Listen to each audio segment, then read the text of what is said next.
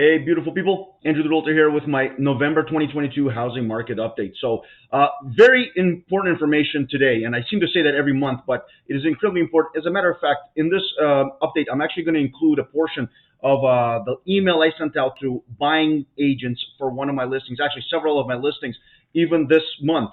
And I think it's very important because, as always, I do these updates for two reasons. One is for my previous and current clients. I love you and appreciate so much. I appreciate your business. I want to make sure that you guys have the proper information, even if you're interested at all. The second thing is, of course, for those people who might be either former clients, associates of mine, or maybe people that just simply get this newsletter that might be sitting on the fence. In fact, if you know people like that, please forward this to them. The whole point of it is to provide proper information, not so much the kind of intellectually dishonest and so the more exaggerated stuff you see online or in the news, but I want to give the actual facts, the actual numbers, and then you guys, here's the thing, I want to give that to you, and then you or that person who might be sitting on the fence in terms of entering the market or not, then they can make a proper decision. They might make the same decision they were going to make previously, but now they can honestly say, here are the facts, I'm going with the facts, and still, this is my decision. So that's the whole point. And I had one more little bitty, not so much a pat on the back, forgive me, but I want to mention this. I get newsletters all the time, as you guys probably do. Mortgage people, insurance people, bank people, all kinds of different things. And look, 99.999% of them are not curated. They're literally just newsletters. I have the same thing given to me by Century 21. I don't use it. You know why? Why do I bother doing this? I mean, let's face it. Only a portion of the people that actually get this newsletter will actually read it. Most of them will probably delete it or hopefully archive it because there's information you can use later. And then even a smaller portion will actually watch this video. So why do I do it? Honestly, I kind of have to. I have to because I have information that is clearly facts versus other stuff that you might find elsewhere. And if even just a few people read this, it might help them and hopefully also kind of validate some of the things that I say perhaps later, because you look back months or a year before and go, oh, Andrew was actually pretty accurate on that. He was off a little here and there, but actually for the most part, this was actually very accurate. Perhaps at a future date, I might listen to his advice when I'm looking to do something, or at least use him as a resource for information. That's the whole point. Let's get right into it. I'll do my best, but I don't know how brief this will be. The information is particularly good this month. Again, I'm revealing some things that I've actually used in my business that has swayed buyers agents and even the buyers in terms of pricing for a property or properties that I have listed on the market right now. So let me minimize myself here as much as possible. I have to find a place to hide because I want to show you guys some really good stuff. And again, those of you, the chosen few, who actually watch this whole video, be it on YouTube or one of my folks from my newsletter, honestly, really, really interesting stuff. So these are headlines that I purposely picked just randomly, fairly randomly. I literally just in over a few minutes. I don't want to pick too long because then I get a little biased. I want to make sure that this is right. So these are all fairly recent. So you got Toronto's real estate market will crash 30% or more by the spring. That's a recent one. That's just from a couple of weeks ago in the Toronto Star. Then you got Toronto home prices are down 17%. Notice the number. It changes depending on the newspaper. They're down 17% as sales and listings plunge. Okay, all right, barely 5,000 homes sold in Canada's largest city. They don't say whether that's like good for a normal year, whether that's really low compared to the crazy year last year. No context, because you can't have context because that's when you get more hype. So onward. And of course, CTV News. J home prices will continue to drop a level off by year's end report. Okay, at least they're a little more accurate. I'll show you how that is. Next. This is great. Toronto home prices crashed 16% 16. I thought it was 17. It doesn't matter. And the historic correction isn't close to done yet. Interesting. Here, just a little ditty in terms of news. Some of you might be journalists. Well, I don't know if anyone here is a journalist, but anyway, this would be interesting for you. So this is in the past 5 months crashed 16%. And if you look back, okay, September 2nd, this was written. Okay, so you got August, July, June, May, April. Oh, that's interesting because the crash, the drop in prices actually happened towards right the end of March. Okay, so they picked one specific area and had a large drop, and they just do it over the next few months. Has it kept dropping from there? Not so much, no. Actually, it's kind of leveled off over there. But, this goes for a much better headline. And this is perfect. I love this. Notice the date. And Rochelle, whoever that is, has nothing to do with this. I'm knocking Rochelle or Yvonne by that matter. Well, necessarily. But Rochelle certainly has nothing to do with it. CMHE specifically. But watch this. May 20th, 2020. You guys remember May 20th? That was a strange month. We're still April, very slow in the market. March is when COVID particularly hit those of us with kids. Remember, because that was March break and kids were home. And then they said, yeah, they're staying home for a couple of more weeks to stop the spread. Right. So in May of 2020, things are already picking up. me, some other folks, smart people that have been right for a long time. Rob Vivian, give a shout out to him, a business coach. I'll mention him again because he's one of those simple people that seem to constantly get things right. May 20th, 2020, CMHC predicts house prices could drop up to 18%. And it was, people were believing it. And a lot of people believed it. And in April, people were starting to say, look, when we started to hear about the interest rates coming to drop down because there were lockdowns, we were trying to, not a lot of people took advantage. They should have. You know why? Because the market started going crazy. CMHC was not just wrong, it was the opposite of wrong. And so July, August, September, moving forward in 2020, record years in 2021, record months, 2021, record months after month after month, record year. Most sales on record. 2021. 2020, very busy year, incredibly busy year. I think 100,000 or slightly more. 2021 was, I think, 121,000 or something like that sales. Crazy years. So just FYI, CMHC, take it with a grain of salt, maybe a lot of salt, a bag of salt, or maybe listen to another source. Andrew's a good one. That guy. All right, here we go. This is a portion of an email I sent. I want to take it seriously. I tend to joke a little bit. So this is a portion of an email I sent to buyer's agents. And my instructions for an offer date or for offers on a property have become like a thesis. And I hope that's not the case here. I'm going to bore you with this, but this is actually like, here.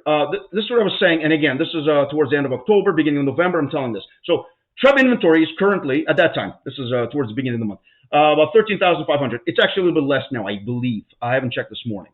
So around 20,000 is a balanced market. We're nowhere near a balanced market. That's the first thing I want to relate to people who are looking to buy a property. It's not a balanced market yet. It's not a buyer's market technically at all, by the way. So this means it's still not a seller's market technically. Okay, it's not a buyer's market. It's just a buyer's market. It is a seller's market technically speaking. Typo on my part. Excuse me. Over 3 interest hikes. Here are the average daily sales numbers from July to November. Watch this. Daily sales numbers. Just average daily sales numbers. GTA. 157, 178, 168, 168. Notice it's not a huge drop. I mean, it actually went up in August, and it's not a huge drop. October 161, first week of November, which is obviously the last I had, which is just a little while ago. Average of 167 sales, 167. It's pretty much in the same vein.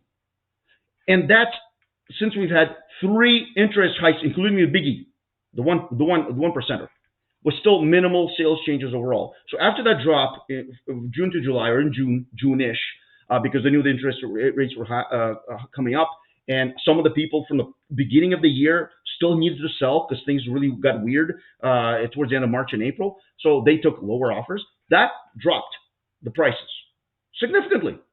And then it started leveling off. So it's been leveled off since July, right up until now, beginning of November. Here are the average home prices. And this is interesting. This is on average. Again, take average with a grain of salt. However, the whole point is not this plunging, dying, bursting, fill in the word. August, forget the sales, those are sales, never mind that. This is just your average, 79, 86, 89 in October. We obviously don't have the November numbers yet on average. But the point is, it's actually coming up. I mean, it's not much. And on average, this means basically nothing. But it's certainly not dropping, and this is August. It's June, July, that was a big difference. And everyone's kind of feeding off that because it did have a big drop. We had a large drop in the GTA, probably about 20%. I'll discuss that in a second. So sales are still happening. Price is still maintaining from the summer, so please make sure your buyer understands. Okay, I was getting that to the agents. When we priced X, the address of the house, we looked at all the comparables, actual area, blah, blah, blah, and condition of the home, blah, blah, blah. So our price seemed very fair, which it has been every single time I've listed a property so far. Hope that helps to understand our thinking. I want to mention one more thing to you guys. I didn't want to make another slide. I don't want to take up too much of your time. Perhaps I'm already doing that. One of my business coaches, again, Rob Vivian, shout out to him. He did a little case study. He's actually keeping on to it. Specific area of one of the towns of the GTA.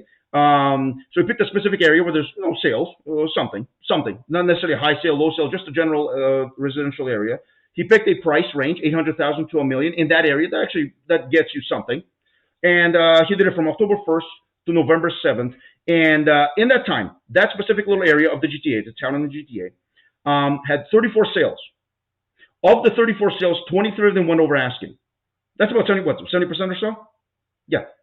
Which means that 70% had multiple offers, or something like multiple offers. Maybe 1, 2 offers, maybe somebody just went over. The point being, for the prices to start really going down, and I've shown you guys this stuff here, for the prices to significantly start going down, something very major has to. First of all, obviously, we need another one or two interest rate increases. Obviously, that will have to happen.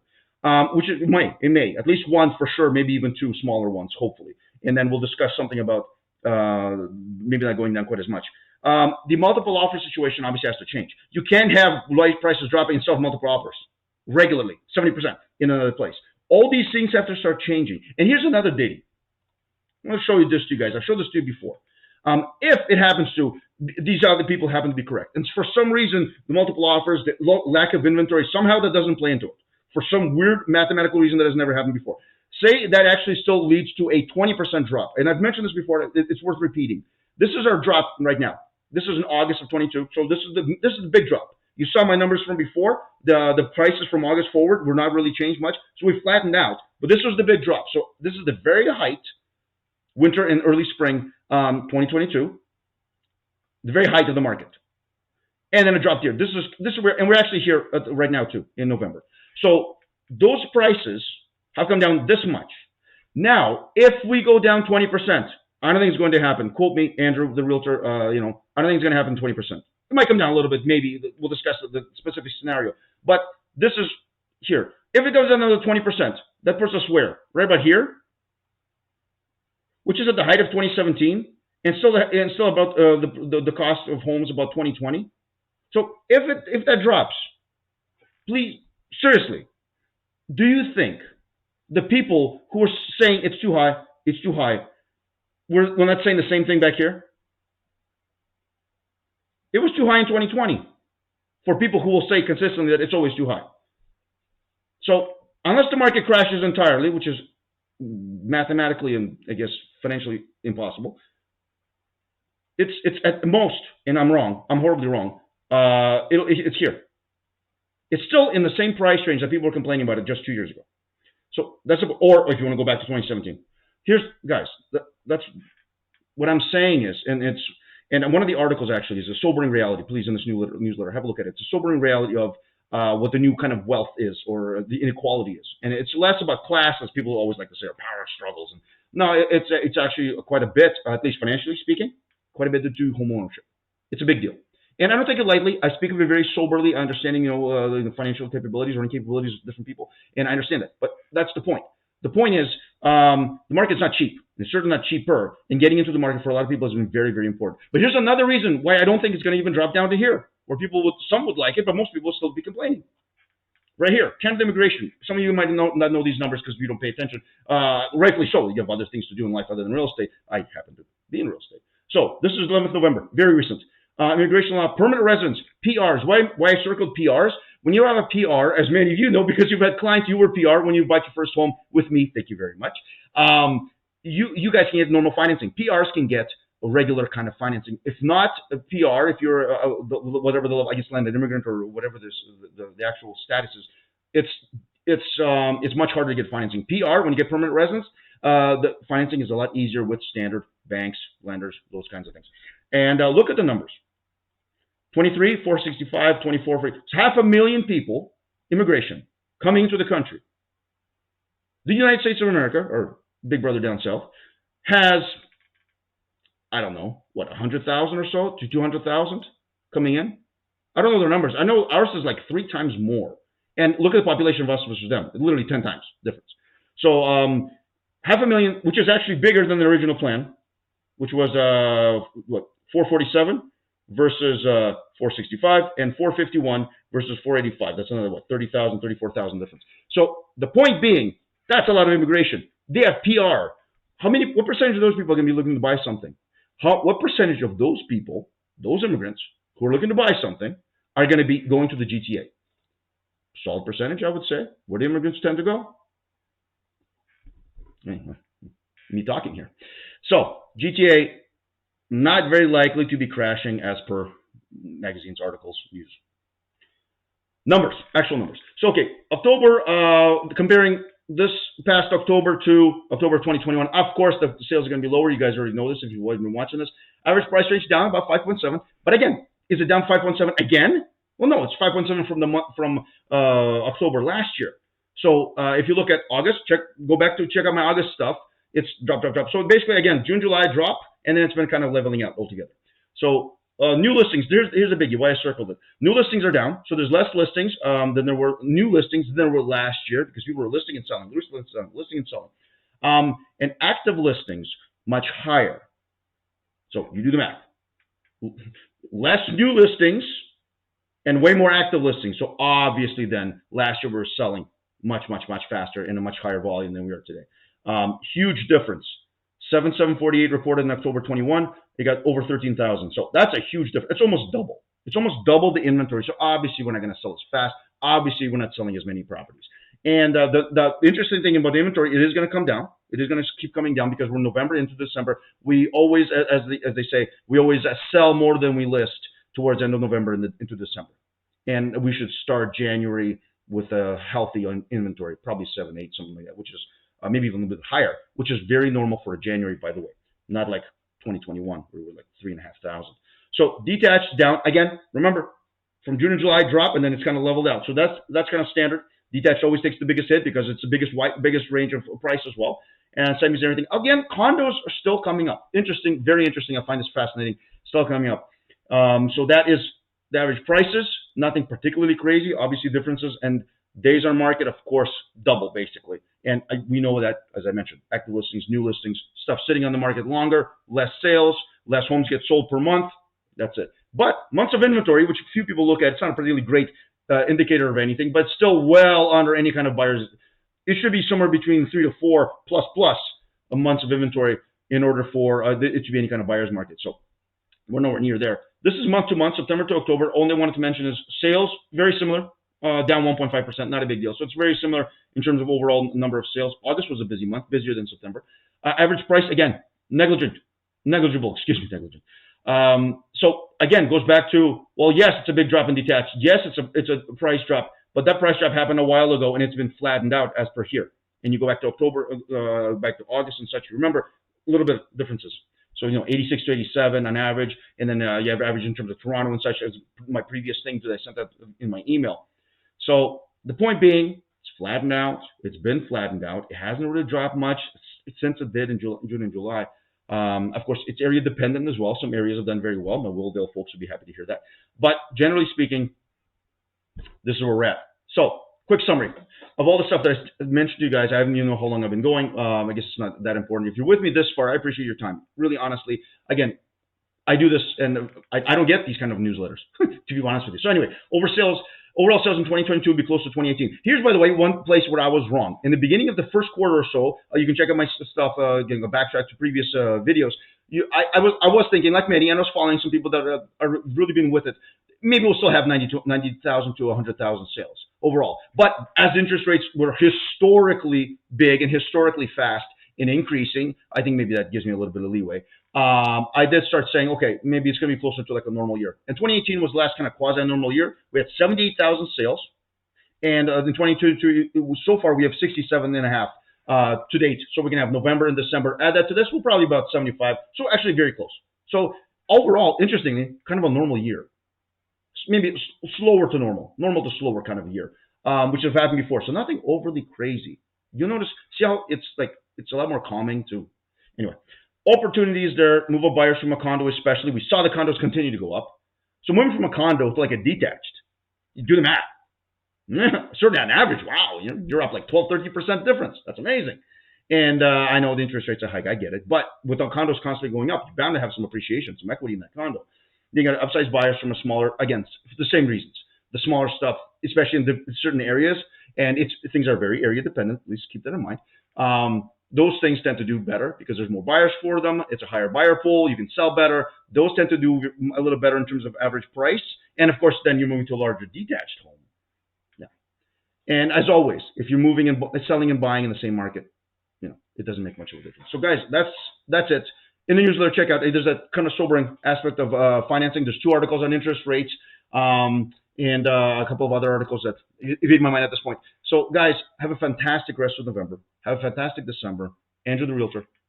I'm here. Any questions and such, please feel free to reach out. People have been reaching out a little bit more.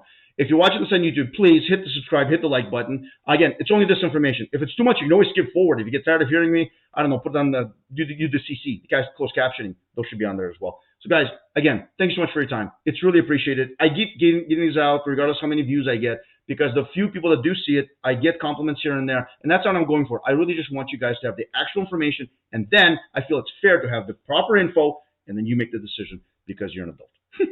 Thanks, guys. Have a fantastic day and month.